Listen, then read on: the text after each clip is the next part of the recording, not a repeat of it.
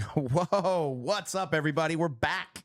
It's the Hype on Collect here on Fanatics Collect, our weekly show where we go over the top news, best clips in the hobby. And today we've got a big one. We're giving away a LeBron Upper Deck rookie card. Whoa.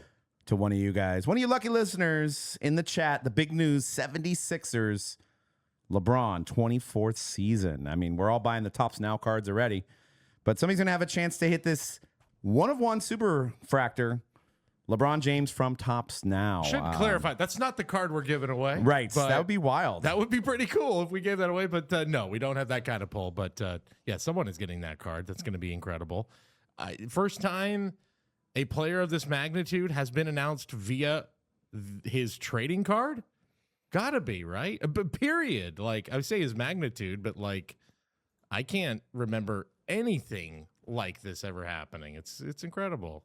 Yeah, I mean, it's obviously, this card was probably signed over the weekend at Fanatics Fest. So there was some people in the know there, right? Knew it was going to happen, but I did not have 76ers on my bingo card. And I think the odds, correct me if I'm wrong, chat, were probably at least 10 or 15 to 1 as the, Cavaliers and the Warriors were the favorite, with I think the Heat being the third. Yeah, so basically the two teams he once played on, and then the team with all of his buddies. Maybe I just feel like a fool, and now hindsight's 2020. But like, you know what I'm getting, Doug? I'm getting Aaron Judge to the Giants vibes. I'm getting like that type of vibes of. I mean, Ohtani to the Giants to a smaller extent, but like my biggest takeaway after the Aaron Judge thing was, Giants were used for leverage. Mm-hmm. Kind of feel, I mean, this is maybe a little different because he's not going for like big money, but I don't know. There's a little part of me that feels like he started to go the emotional stuff of like, I got to think about my family and where were they going to play and stuff. And, I don't know if this is like an original take. I've seen a few other people tapping on this, but yeah, I'm a little. Why did I get played again? I shouldn't have got my hopes up, Yeah, I mean, I think as Bay Area fans, we do always feel like we have a shot now, especially because we have this, winning tradition and this franchise. And Steph Curry's friends with LeBron, Draymond's friends with LeBron. But fact of the matter, that would have been an really old team, and it would give me visions of the Karl Malone, Gary Payton Lakers days with Shaq and Kobe. Obviously, Kobe was younger and Shaq wasn't quite as old as those other dudes, but, they went into the playoffs. They didn't win it that year, and I think that's kind of the vibes it gets me. But looking at this roster of the 76ers, now I know Embiid has had some injury issues, but, they just got Jaylen Brown. They've got VJ Edgecombe, who showed a lot of people in the hobby. Anybody collecting VJ Edgecombe in the chat here on Collect? Who's got VJ Edgecombe? I mean, I'm sure his cards received a bump today as he will be having – I can only imagine the Sixers are going to get 10 to 20 more primetime games now. So all these guys on the Sixers will be, lifted up. Tyrese Maxey has a pretty good following as well. So this is a pretty good team if healthy. It's going to be a great team if healthy. I mean, the thing is, they kind of surprised. Like, I know the Knicks run kind of took everything over once they couldn't stop losing. But their first round was a huge upset. That was a massive upset to get out of the first round against, the Celtics. Like, a massive upset that they were there. I feel like a lot of people were like, the process is over. We're in a weird era with the Sixers. Like, what are they doing? Yeah, there's some interesting young players here, but like, it kind of felt like, do we need to go back to the drawing board? Well, one Jaylen Brown and one LeBron James later, and it feels like, we're back in business. Right I will note that at Fanatics Fest during one of his press conferences, he did say trust the process, and then he did he do that? He did, and then he quickly said that doesn't mean I'm going to the 76ers. Oh, well, that's exactly what it meant. Because when he said it, the crowd roared, and I think he didn't even expect that reaction. And so yeah, maybe it was on his mind. Maybe he had already signed this card, but also you got to think, we're going to talk about a bunch of stuff on the show. We've got gold logo, man, so stay tuned. We're going to be giving away a LeBron rookie as well. So, if you have a collect account, it's going to go right into your account. You can do whatever you want with that card. So stay tuned for that. Cool. But the East seems a little bit easier of a path, right? If you're LeBron and you're looking at, the Spurs, the Spurs are getting better. Obviously, the Thunder just, 1 or 2 years off a championship, and they went to the Western Conference Finals. The easier path is the East. You've got the Knicks, of course, but Celtics just lost Jaylen Brown. I mean, I know the Magic are getting better, but maybe LeBron chose it based on the easier pathway to get the finals. What do you guys think, chat? He's got only basically, I mean, he put a 2-year cap essentially on the rest of his career. Yeah, he's got 2 years to be like, if I want to win one more. And I think there's this too, because I heard a lot, there was a lot of rumors leading up to this of if the Knicks had not won, LeBron to the Knicks was just done. It was already done. Like, he was going to go to the Knicks because that was, I think, what he wanted to do. He wanted to be like, I want to be the guy to finally bring a championship to the Knicks. And if that's the thinking, then are the Sixers kind of the next team up for that sort of long tortured fan base? I know there's other teams that have never won, but like the Sixers are one of the most storied franchises that it's been now, over about 45 years or so, close to that, since they won a title. And we're kind of now in Knicks territory with that. So I think that maybe is the thinking for LeBron too. I'd like to actually have a poll, if we want to start a poll, like which card market benefits the best from LeBron joining the Sixers? And it could be Jalen, VJ, Tyrese, and Joel, right? Because there's going to be a star there. LeBron's not going to be able to play 40 minutes a game. He's going to be out there helping these guys. He's going to make somebody look better than they are. So who's going to benefit the most? And Philadelphia obviously is a big market team, and they do get East Coast playing time, and they've got a huge fan base. But now there's going to be, they waited to put the schedule out based on this decision, so I'm sure they're pivoting some of these Christmas games and some of these prime time basketball games based on the fact that LeBron is there. So LeBron probably playing the Lakers. Sixers Lakers now, Sixers Warriors, Sixers Celtics are huge games now that are going to be prime time games, and a lot of West Coast fans are going to see a lot more 76ers basketball. So I'm interested to see in the chat, who do you think card market wise? And if you're out there, if you're going to the National next week, if you are, say hi. We're going to be out there doing a lot of stuff. Yeah. Check us out with Sports Card Nonsense over at the National.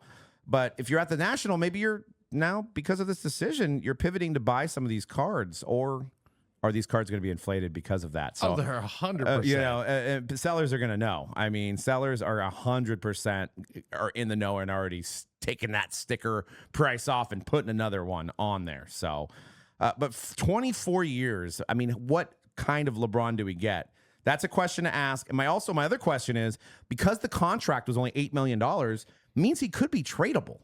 He could be tradable. If it's an absolute disaster in Philadelphia. Could you imagine? Could you imagine that? And there it is. And that's how he gets on the Warriors. He finally says, you know what? I made a mistake. Need to go. Things have gone south here in Philly.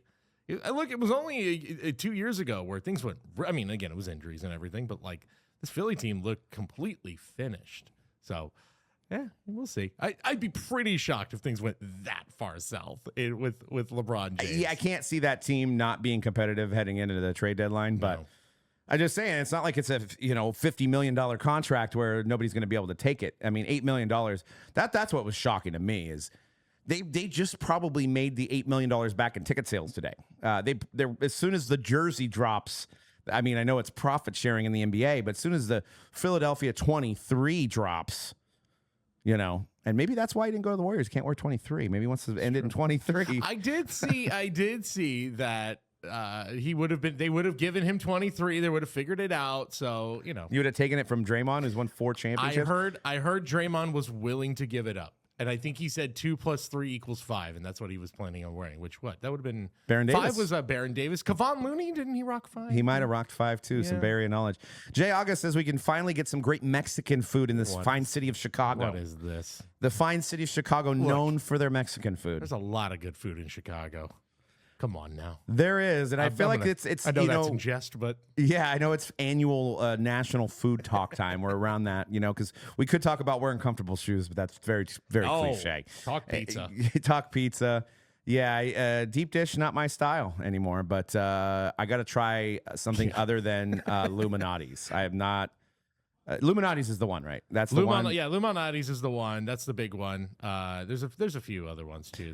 I know there's 2 for sure. Again, Chicago folks, please. It's Illuminati's and another one. And then I know Chicago folks are like, actually, you shouldn't go to either of those places. And actually, you should get tavern style pizza because that's a little thinner, sort of the cracker crust sort of pizza. But anyway. And Jay August in the chat. It is to clarify that is a 12-year-old joke now, Mexican food joke, which I love it. Hopefully in year 20 we're here and it's a 20-year-old joke. There 'Cause I you love go. it.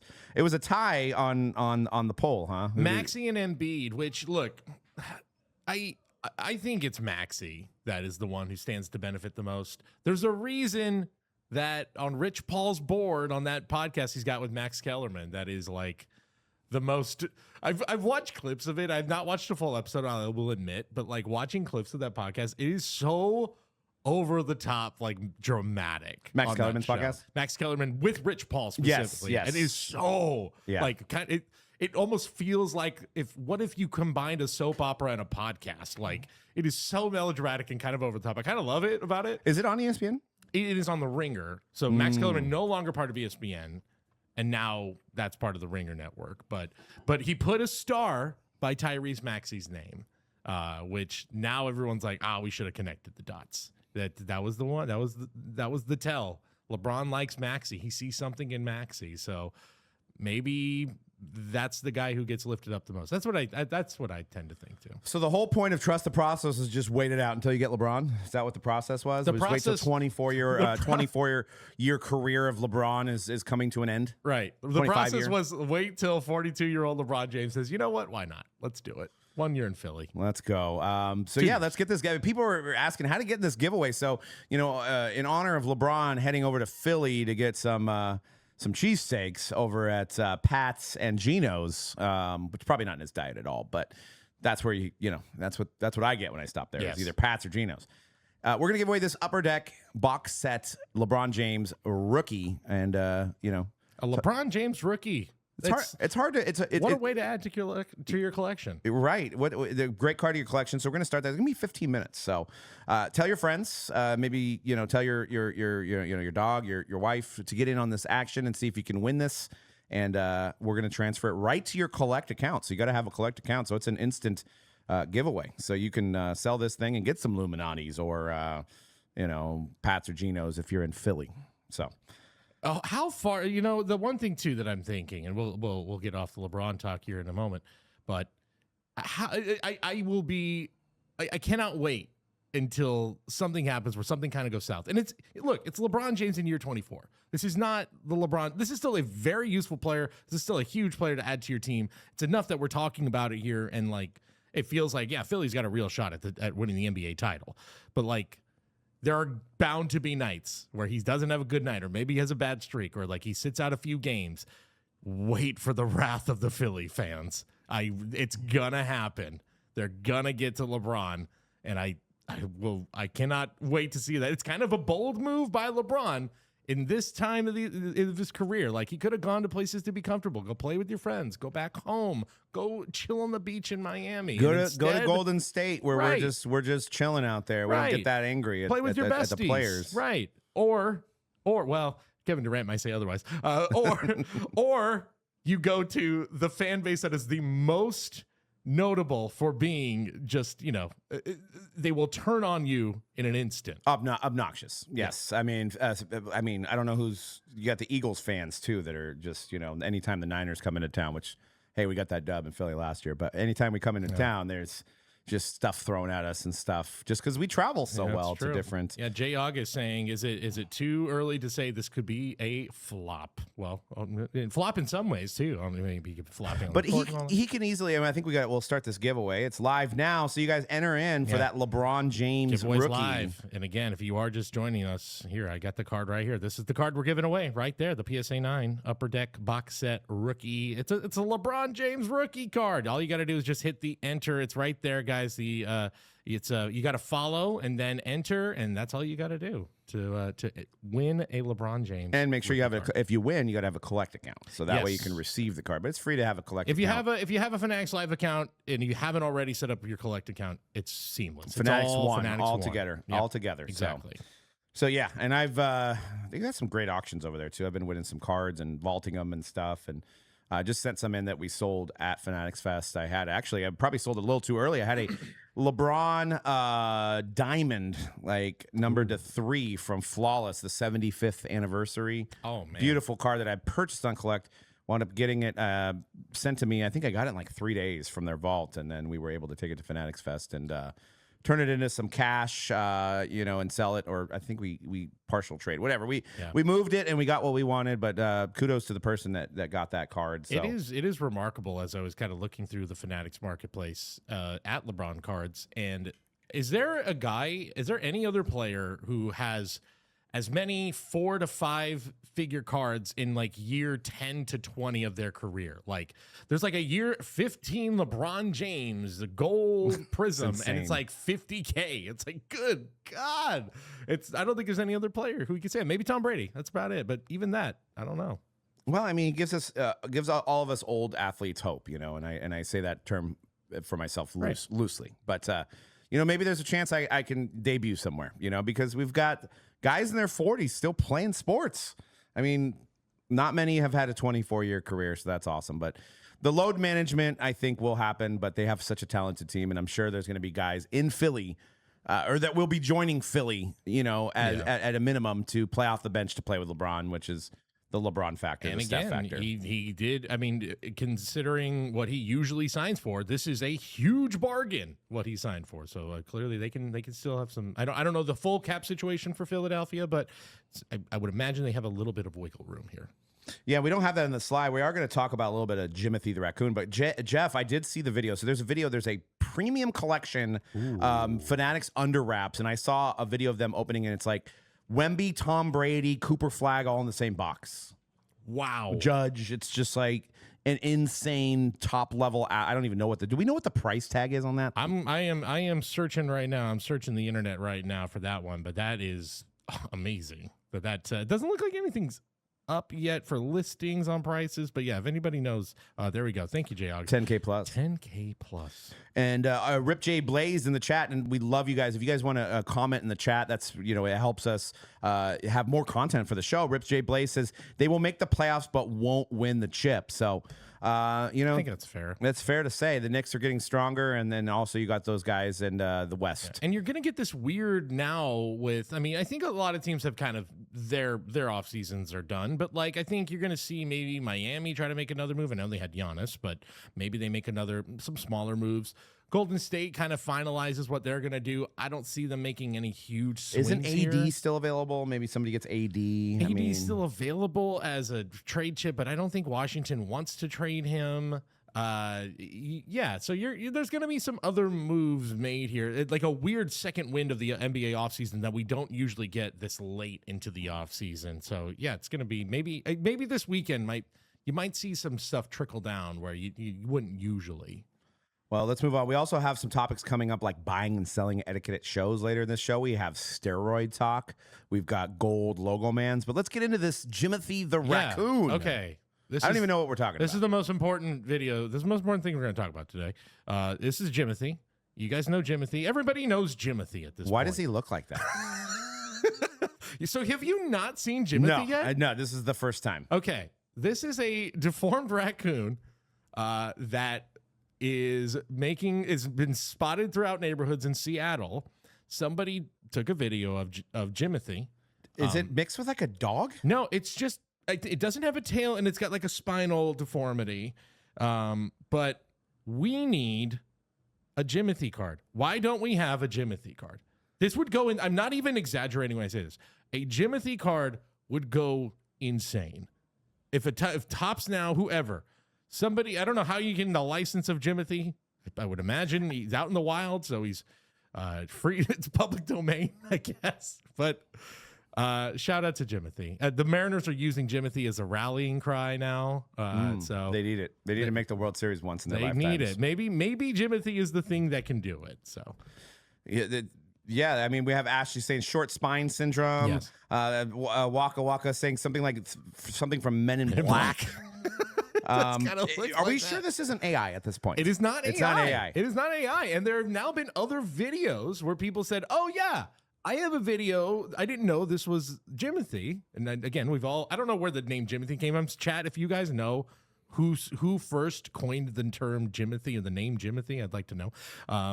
But yeah, somebody was like, here's Jimothy as a baby from like 2 years ago. Here's Jimothy last year. It was hanging around my house. Oh yeah, this is like 2 months ago. It's messed up to the real Jimothys of the world, right? It's like, are we just assuming that they have like spine disorders and How many Jimothys are like people named Jimothy? I mean, now it's ruined by this raccoon. I guess you're right. You can't. There might have been people that were just about ready to have a kid and they were going with Jimothy, and now they can't. They were thinking Jimothy. They were thinking Jimothy because you could go Jim or you could go Timothy. Yeah. Many different names. You give options. You know, it's like a Swiss Army knife name. Yeah. You know, Mothy. You can go with Mothy That's too. True. Yeah. Old Jimothy. Yeah. We'll have old Jimothy take care of him. Yeah. Breaking Tony Romo DUI. I don't know if that's any truth to that. Yeah, so. I mean, him and what's his name from the former quarterback from the Jets can hang out now. So yeah. But if that's true, I don't know. But Adam, good shout out to Adam. Adam's been hanging out with us for a while. Is that what it is? Okay, so thank you, JRS. This is the lore I needed. So a kid drew that raccoon, and apparently that's what sparked it. And apparently named if that's what it is, named it. Like his drawing came to life. Well, now we're getting some crazy lore. What's that movie that the young girl draws like characters and they come to life? It was like a recent one. Gosh, I just saw it on Netflix, I believe. So. Anybody that knows that movie in the chat, and she draws like monsters and stuff, and they like come to life in the world. Yeah, with Ryan Reynolds in it, right? Yes, is that the one? Yes, yeah, I think it's called If. It was like an imaginary. Yeah. Yes, I never saw it. Yes, good movie, good flick. Okay, good flick. Shout out to Ryan Reynolds, member of the Hobby apparently now. So he most definitely is. Yeah, there you go, Waka Waka. Actually, yeah, that kid's drawing. There it is. Like we just need that on a sketch card, 1 of 1. Get that kid paid. Get him his Jimothy money. Speaking of sketch cards, a lot of great content on Mojobreak_com on Instagram because we did like some videos with some of the sketch artists at Fanatics Fest, and very cool videos, very unique. Let's move on. Jimothy's cool and all. And let's get ready for the Tops Now card. 101, maybe be the sketch. That's the chase. Maybe a relic card, like a manufactured fur card. You know, could happen with Jimothy. So Topps Chrome released this week, and a lot of gold logo mans pulled so far. We've been hitting case hits, and as you guys know, breakers get everything. So we're going to watch some videos of some of these big pulls. Yeah, these are what you're about to see. So there's been a ton of gold logo mans already. I say a ton. There's been like 4, but still, it's been 2 days that this has been out. Someone just hit something. Maybe we just hit another gold logo man. We may have just hit a gold logo man, judging by what I just heard behind me. But yeah, these are some of the gold logo mans that have been pulled so far. How about a Nick Kurtz and Drake Baldwin dual logo man? Oh, this is East-West card breaks. I pulled this dude. One. Wow. Hell yeah. Wow. That's on a what? 4? Garabelle and Joel, you guys are splitting that. You guys got to do something. Kurtzy and Baldwin to 4, baby. You are due to receive a dual 238 gold cards. MLB Logo Man patch card I did like featuring 2025 MVP award winners Shohei Ohtani and Aaron Judge. Yeah, that's a big card. I don't know what to say, folks. That is the deed of them all. Bryce Eldridge. And this is Group Breakers. How about that? Their name is Group Breakers? You're right, yeah, Group Breakers. Baldwin on the You're right. gold Hey, yeah, MLB sliding a refractor Murakami. That is pretty nuts, right? Why not use a mantle? NFT. You got to figure out what you guys want to do on this one. Okay, so main takeaway here. 1, obviously, a lot of them getting pulled. And maybe the vibe's shifting. Maybe the vibe's changing. But I was shocked at how understated a lot of those reactions were for those cards. Especially the first guy. I mean, he must have already pulled 15 of those, and it was just another day at the office. I like it. I like the cool, calm, and collective. At least he's authentic, you know? At least he's authentic in his reaction. But, yeah, I mean, we've all had those reactions. I've actually had the wrong reaction where I thought it was a card. I've had many of these over the years, and I mean, I could already see the comments. Well, I'm not getting anything. All the breakers get everything because you know they got them. So, but it's an $8,000 case, and I'm sure there's not a lot of people going in the shops spending $8,000 and hoping to get one in one case. So, but I think a lot of those are numbered to 4, so there's still some of them out there, right? And then the big boy is still available. Which reaction did you guys like the best in the chat? By the way, which reaction was the best in your opinion? We should have a poll, but we went through them kind of quick. But what was the best reaction? Yeah, and how do you handle that too? I think a breaker's worst nightmare sometimes is having a multiplayer card of that magnitude. You know what I mean? A Right. multi-team card, I should say. Because, then it's, you got to get everybody to have that conversation. And then where are we sending this to? Are we going to Fanatics Collect? Are we sending it to Golden? Are we going to do a private sale? Are you going to buy me out? Is that guy going to buy him out? And yeah, obviously it's a good problem to have, but there's a little bit more logistics on the breaker side to fulfill the customer. And then if somebody wants to random it, then what do you do? So yeah, I think, I mean, at least 2 of those clips you heard them say, hey, figure out what you're going to do, which I think is the right way to do it. Yes. Like, this is just too big of a card. We're not going to, we're not going to do a random on this. Obviously everybody's got their own rules baked into their rules and all that. So whatever. Okay, this is from Adam. I think I saw this too. It says, I think 238 had some weird rule about most expensive team gets the card, but they work something out. Okay, that makes sense. And I can see them being like, there's an exception for this card. And I think, and again, most people will understand that, and that feels like the right move on their part. Gotcha. Yeah, I did see some content about that somebody put out about them, and then quickly said that they're working on a deal. So that's good. That's good to hear, because that would be a bummer if if the Dodger guy get it. The Judge guy is just trying to get a card like that, and he finally got it, to be told that you can't get that. That's not right. Yeah, So. Don't be the guy. You want to talk about regrettable things said on mic during big cards hit, when the triple, again, after all of the craziness when we pulled the triple logo man a couple of years ago, the Steph, the LeBron, and Luka, I think I said a little away from the mic, but enough to hear. I said, so we doing the random? How we doing that? And everybody in the chat was like, no randoms. So yeah, that was a learning experience for me. Well, yeah, but you don't hit those cards all the time. And then, we had a quad. We were breaking with Emma Roberts on Fanatics Live, and we pulled a quad NFL Shield of it was Jamar Chase, Justin Jefferson, and 2 other guys. It was, I want to And say, it looked DK like a Metcalf. DK Metcalf, and some. It wasn't that massive of a card to actually do a 4-way on, and but at the time it just seemed like it was massive, right? Especially in the moment how it came out. So we're like, oh yeah, we got to split that, and judging by a quarterback card with Purdy and Rodgers and somebody else on it, it went for $5,000. I was like, okay, this is probably a $3,500 card. Yes, that's a lot of money, but now you have to split it 4 ways. Right. $700-800 each. It may have been worth somebody's time to just win that card in a random, but so you got to find that threshold, and that's for you break buyers in the chat. What is the threshold to split a card? Is it $10,000? Is it $5,000? What's the threshold to split a multiplayer card? Yeah. I'm curious too, because some of these dual logo mans have, and these are non-auto. The 3 that we saw, as far as I know, I believe those are all non-auto. I think but except the Otani Judge, I don't believe, but yeah, I think I'm seeing a few right now.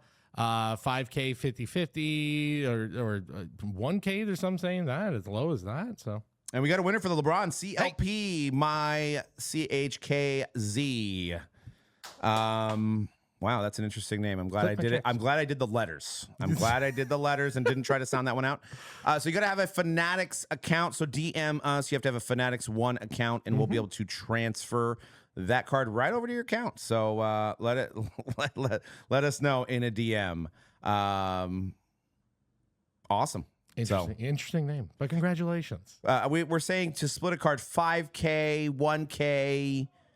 Yeah, I mean, I think it's definitely something in between that. I mean, 1K does come out quite often, but I guess it's not always a duel. So right. So yeah, good feedback, right? Because this industry is constantly changing. There's just huge cards coming out. So yeah, and look, we've been there too, where then what ends up happening so often too is somebody who's like, hey, it's a 2, and it's like, well, hey, that's my number 1 favorite player. I PC them, and I'll buy you out at this price and whatever. So you know what? Oftentimes we find a way, right? Where everybody tries to get the best deal out of it, and that's what we're trying to do. We're just trying to make everyone happy. And in breaks, we have those situations where it's 2 different players from 2 different teams or whatever it may be. So, yeah, depending on the price. Yeah. So, yeah, 1K to 5,000. I think that's a good buffer. How do you transfer cards, or trying to transfer one of mine to my son? I think if you both have accounts, and there should be a FAQ on how to do it as well. Yeah, if you're on the Fanatics marketplace there, you should your your account will have some sort of ID tag that then you can then copy and transfer some cards on the vault. And Brett Kaplan says, "Holy zoom in." Well, we wanted you guys to see our beard lines here. So, we wanted the facial hair going on. There's only so much wiggle room we've got here with on the a phone vertical, size. on the phone size, right? So yeah, you get full facial. Can you guys tell what I ate for breakfast? Yeah, exactly. Let's talk a little bit with the National around the corner. Everybody's buying, everybody's selling. There's commerce going on at card shows. It's the summer. And buying and selling etiquette. I want to get your guys' opinion on this. We have a clip from a local seller here who's also very popular on Instagram, Keen. And let's play that clip. Listen, I don't want anybody to take it personal. It's just business. But if you come to me with a card to sell or an item to sell or anything to sell, and I ask you how much you want, and you say, what would you offer? That's a certifiable bannable offense. I'm sorry. It's nothing personal. I just can't be the buyer and the seller. I can't sell it to myself. I'm old school. I believe if it's your item, you got to have a number. It's fair. And yeah, I think that's a fair point. What are your guys' takeaway in the chats? I mean, because there's also a newness factor to some of this, right? If it's somebody that just pulled a pack in, pulled a LeBron James in a pack and didn't know the value. So there's that, but experienced sellers should know what they want. Everybody has access to either eBay or Card Ladder. But it's the power of the negotiation, right? It's what do you want? What do you want to start at? And that's something that's that can be that needs to be learned. What's your takeaway on this, Cody, as a hobbyist? I'm wholeheartedly in agreement with this. I think it's funny because this struck me because Dan, I remember, was I don't know if we were talking about it off here. I think we were, but he said something like, "Yeah, this is just the new negotiating tactic. It's all right. What do you want for the card? Well, what do you want? What do you want for the card?" It's like, no. I'm the one behind the table here. I'm the one, like, I'll put it this way too. I think it goes back as simple as just like, this is the art of negotiation. Like, you need to come in with like, I've got some prices in my head, and I watched enough Pawn Stars in my life too, where it's like, okay, well, what are you looking for that?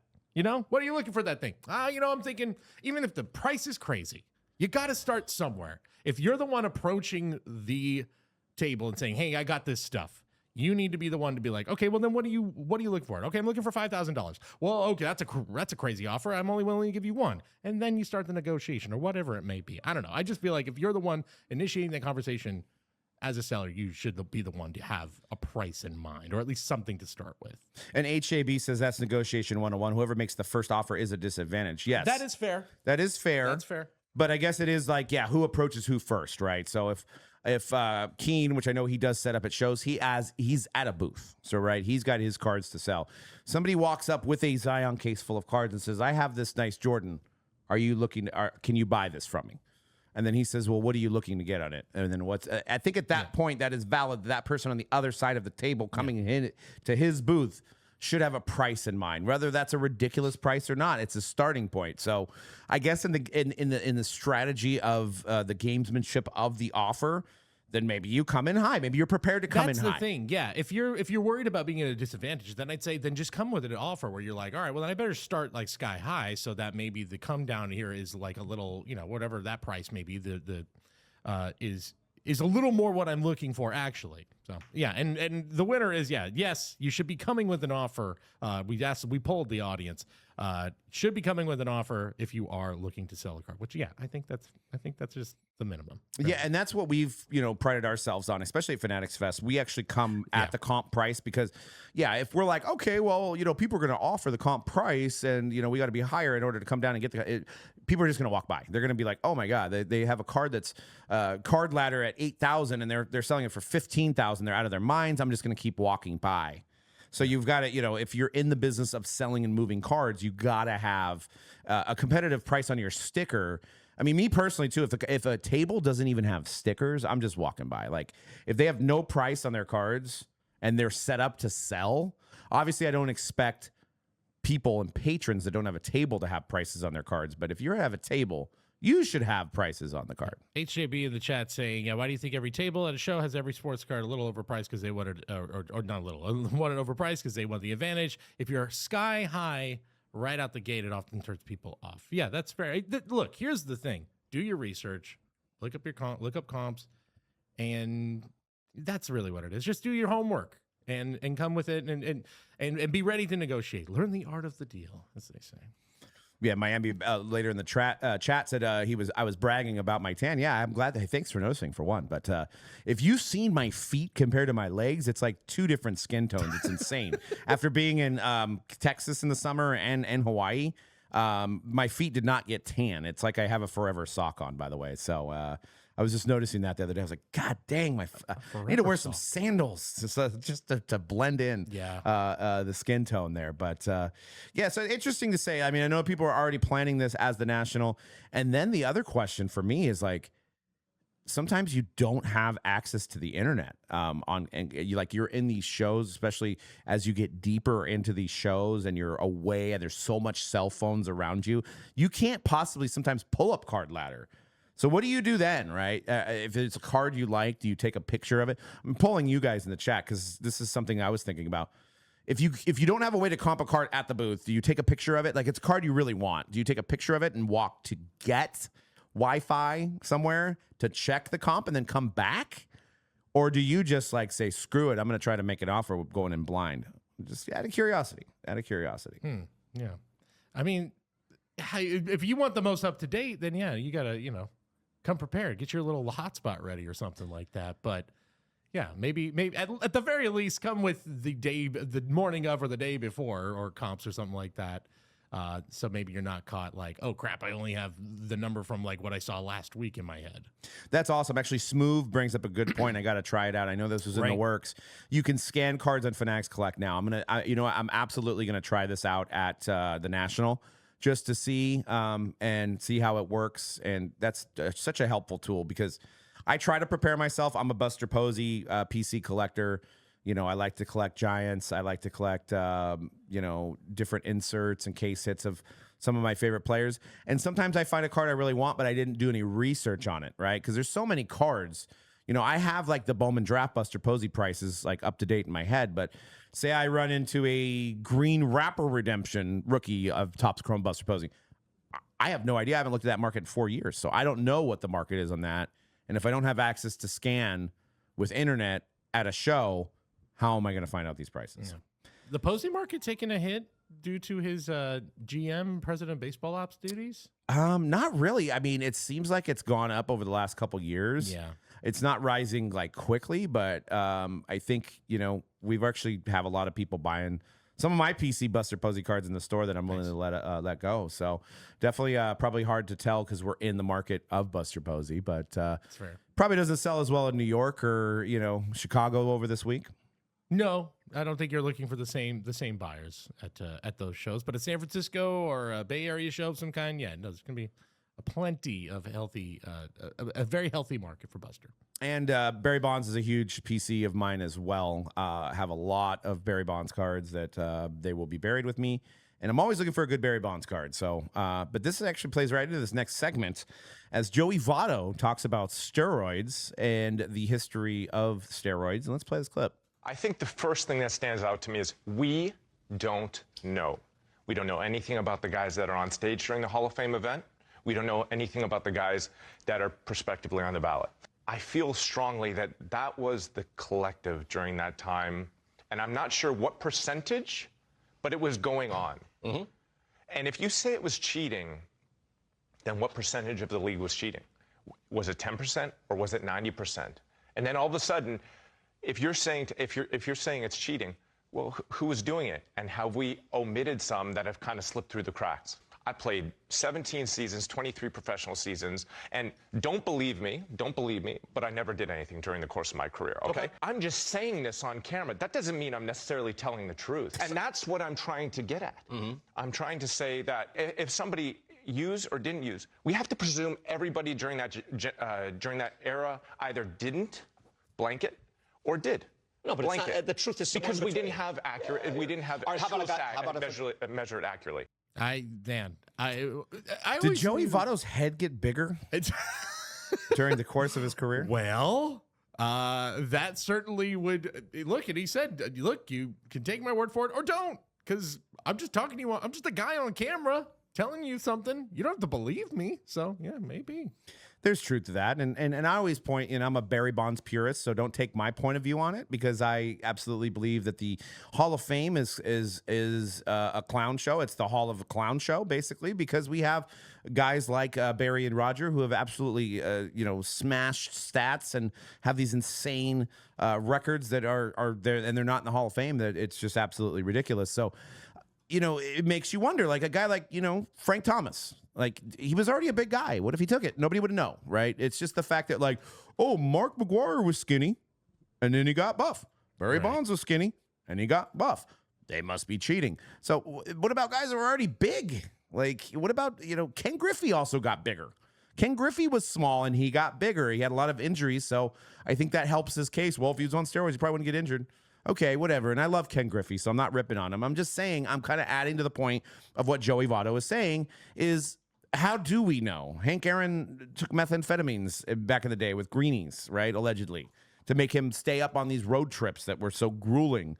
And that was legal at the time. There's a lot of things to just be wholesome and sit on our porch, and these baseball writers to say, well, he cheated. Okay, well, then erase his records then. And let's not show the youth that the home run leader, the guy that not only hit the most home runs in one season, but has the most home runs lifetime, the only guy with all these accolades, all these silver sluggers, all these all-stars that's not in the Hall of Fame. Why does it make sense that he's not in the Hall of Fame? It doesn't. Yeah. So this week, I believe it's this weekend, the Hall of Fame induction ceremony. Andrew Jones, Carlos Beltran, Jeff Kent. Speaking of a guy who kind of benefits from these, the more known steroid users, or the ones we kind of mark as these, we assume they did it. Jeff Kent is 100% a beneficiary of those guys not getting to be in the Hall of Fame. But I was just really taken aback at how frank his Joey Votto's take was right there, of like hearing it from a former player, hearing like, look, I'm telling you my truth, but like, you have every right to think I'm lying. Like, because why would you? Of course, why would you not? By the way, we just asked the chat, what percentage of MLB players do you think were using steroids during the steroid era? I don't really know what that number is, but and now kind of in the camp of like, it's closer to 50%. Like, well, here's the thing. There was an old interview with the guy that ran Balco a long time ago, like 10 plus years ago. And he said it was so easy to pass this MLB steroid test because they would give you a month to say, hey, we're coming out to test you in a month. So you could wean off if you did. Or they said they basically subpoenaed you at the third time. So you could basically not show up for the first one. You could not show up for the second one. Now we're talking 3 months later. And then the third one is mandatory, and it has to be witnessed, and you have no choice to show up to that one. So how many guys were just like, okay, well, I'm just going to cool out for a little bit, and then I'll get back on when I'm done. Right. It's only the ones that were so like A-Rod had all these opportunities, and he still got caught, so couldn't get off of it, right? So allegedly, I'm not going to get into the legal aspects of it. He got real busted, like twice, right? Didn't he get twice? He had 100. He was the only guy that was 100-game suspension, basically a full season suspension. Yeah, exactly. Yeah, look, I think my Hall of Fame stance is Votto never really goes fully like, this is how I would vote, but like, that's kind of always been my Hall of Fame stance. I would imagine it's the same as his, which is just like, we just don't know all the details. We can all say, I'm pretty sure this happened, and we think this happened. There's ones we know for sure happened, but like, it was an era. It happened. And these were the best players of that era. I don't even want to throw an asterisk on it. Like, that's what the Hall of Fame's there for. It's to be a history museum as well. And these were the best players. Let them in. I'm going to let in Barry, let in Roger Clemens, let in Sammy Sosa, Mark McGwire. Let in Mark McGwire. Just, I'm done. I'm done playing gatekeeper. I'm done. It's exhausting. But now if you're these guys, especially from Barry Bonds, like, do you even accept the pity vote? Like, you know what I mean? Like, I wouldn't. You're if like, I was him, and I know he wouldn't. And he's been more involved with baseball. He was at Netflix for the All-Star thing, and it seems like he's becoming more accepted. I was going to flip out if A-Rod got in, because it's like, that's the guy that's actually truly been, that had the longest ban, had the longest suspension. The other question is, before we move on, is Joey Votto a Hall of Famer? I think he is. You think he is? I think he is. What do you guys think, chat? Is Joey Votto a Hall of Famer? I think Joey Votto's got a great case for the Hall of Fame. I know the power, like, you look at the average numbers, his career average numbers are on par with Hall of Famers. The counting numbers are not quite there, but he's also a former MVP. Like, it's one where I don't know if he makes it first ballot, but it's one where his it'll grow over time where like maybe year 4 or 5 we go, yeah, no, Joey Votto's a Hall of Famer. No championships though. What No was it? titles. How many All-Star games? A lot of All-Star games. Decent I amount of have to All-Star look. games? I got to look at the baseball reference page, but pretty perennial All-Star. Yeah, I think he's a Hall of Famer. Again, I got it up right now.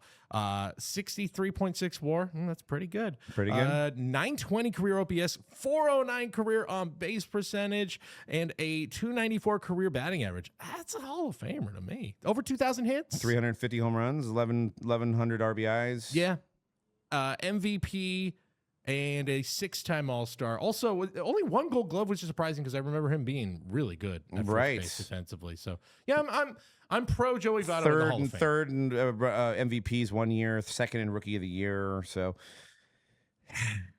does Buster Posey get in though? Yeah, Posey's in Next year. I don't even think it's a question. Posey's in. Yeah. Yeah. If that's a good comp right there, Adam. If Scott Rowland is in, I think Votto should be in. Yeah, because Scott Rowland was really a defensive first player with good offensive numbers, not great offensive numbers, but his defense was undeniable. And I mean, I wanted to comment on what Smooth said about Canseco, but I do want to remind you guys, if you guys have clips that you want to talk about, if you have, breakers doing crazy things, pulling crazy polls, or any kind of topics that you guys want to submit, just DM us on Instagram. And if we use your topic, we'll send you a pack for free, or we'll give you a free card. So really want the participation of the community in this show. But what I want to leave you guys on is Smooth said Canseco messed it up for everybody. And it really is wild to think that Canseco, first 40-40 man, right? First to do it. First to get 40 stolen bases, 40 home runs in a year. Part of the Bash Brothers, 1989. Bad year for the Giants, good year for the A's. Just an amazing team he was on. He was on the up and up, and it kind of seems like his career started to fade. You had the ball off the head, and when he was playing for the Rangers in the outfield, that was a home run, right? And it's kind of like, was it just jealous that his career didn't take as much as he expected? And just kind of made a career out of whistleblowing here, and ruining it for all these other pros that were doing the same thing he was. I'm sure there's a bit of jealousy in there. Just like, look, this is kind of nuts. In 1998, because I was like, oh yeah, after he left the A's, his career kind of falls off. But now I'm looking at the reference page, and some good years, not great years, but he definitely is not maybe at the top tier level he was with the A's. But like in 1998. He hit 46 home runs, and probably nobody talked about it because, of course, what's going on at the same exact time. Brady Anderson hit like 50 home runs that year too, didn't he? It's the Maguire-Sosa chase. That's the year. So I'm sure there's a little bit of I'm sure he got a huge chip on his shoulder from that. Just like Barry Bonds had a huge chip on his shoulder after he watched it and went, "Wait a minute, I'm better than both these guys combined," and everyone loves them. Wild. Well, hopefully at some point nobody will be talking about this era because it's just all these potential Hall of Famers. Every time they come up, it's a question mark of should they be allowed in? And they cheated, and if you're not a Giants fan, you're like, Barry cheated, and he's that's what. Wipe away his records then. That's my final statement. But check us out next week, guys. Or actually, next week might be pre-recorded because we will be at the National. But we'll be back on a live schedule after that, and after the National's done. And I don't think there's anything big show coming up after that. So you'll have us every Friday. This show's every Friday at noon Pacific, guys. That is 3:00 Eastern. Join in. We'll be doing giveaways. We want you guys to participate in the conversation, and we'll see you guys on the next Hype on Collect.